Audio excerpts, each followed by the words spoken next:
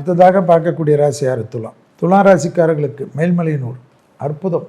மாதத்தில் ஒரு ஞாயிற்றுக்கிழமை புற்றுள்ள அம்மன் வழிபாடு செய்வது சகல விதத்தில் ஏற்றும்.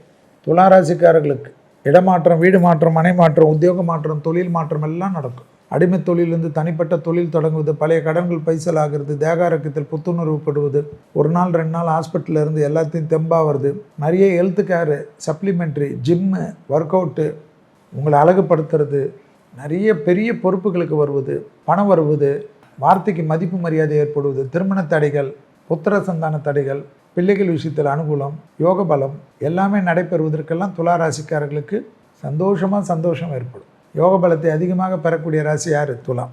உத்தியோகத்திலேருந்து இழுபறியான சிக்கல்லாம் மாறக்கூடிய ராசி யார்? 6ஆம் இடத்துல சனி இருக்குது. இன்னும் கவலைப்பட வேணாம். வாக்கியப்படி 2.5 வருஷம், திருக்கணிதப்படி 1.5 வருஷம் எதை வேணுமா நீங்கள் ஃபாலோ பண்ணால் அது உண்டு. தொழிலில் மட்டும் ஆர்கியூமெண்ட் பண்ணக்கூடாது. 10ல் வர குரு என்ன பண்ண வேலையில்லாத ஆக்கிடும். மேலதிகாரிகளுக்கு சவால் கொடுக்கக்கூடாது. கணக்கு வழக்கு தஸ்தாவேஜுகள்லாம் சரியாக வச்சுக்கணும். எல்லாருக்கும் தெரியும், எல்லாம் பேசக்கூடாது.